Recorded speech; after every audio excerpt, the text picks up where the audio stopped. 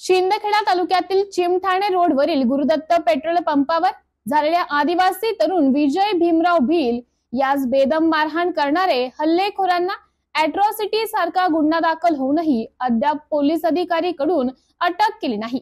यासाठी शिंदखेडा पोलीस निरीक्षक व शिरपूर पोलीस उपविभागीय अधिकारी पाठीशी घालत असल्याचा संशय असल्यामुळे अशा कर्तव्यात कसुरी करणारे पोलीस अधिकारी यांना त्वरित सेवेतून निलंबित करावे या मागणीसाठी वेळोवेळी धुळे जिल्हाधिकारी, जिल्हा पोलीस अधीक्षक शिरपूर, पोलीस उपविभागीय अधिकारी, शिंदखेडा तहसीलदार, पोलीस निरीक्षक यांना निवेदने, तक्रार, आंदोलन करूनही काहीही कारवाई झाली नाही।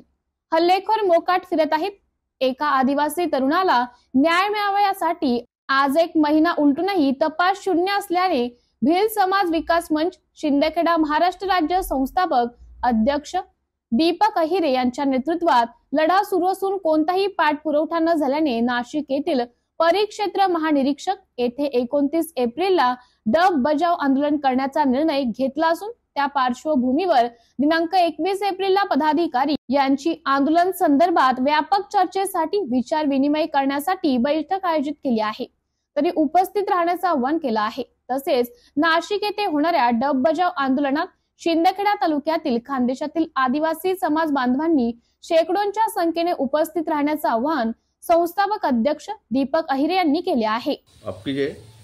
आपण 13 मार्च पासून आंदोलन सुरू आहे।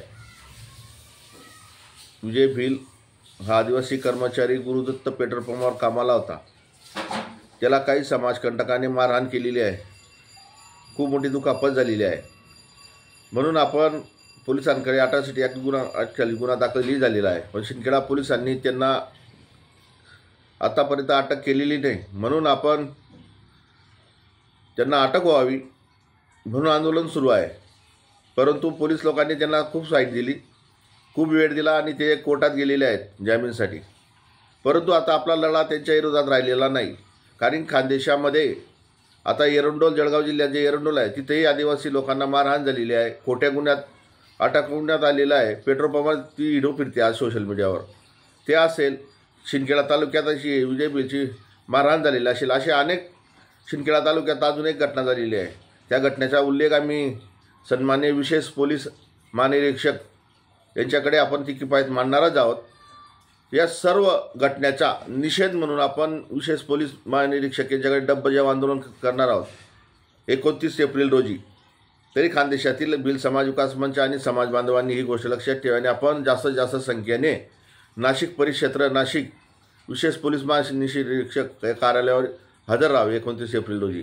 म्हणून आपण 21 तारखेला शिंदखेडा शहरात महत्त्वाची मीटिंग कार्यकर्त्यांची, समाज बांधवांची बोलवलेली आहे। आपल्याला नियोजन करायचं आहे आणि शिंदखेडा तालुक्यात जी घटना झालेली आहे, विजय भिल आदिवासी कर्मचारीला मारहाण करायला, त्याला आतापर्यंत आरोपी अटक झालेले नाही।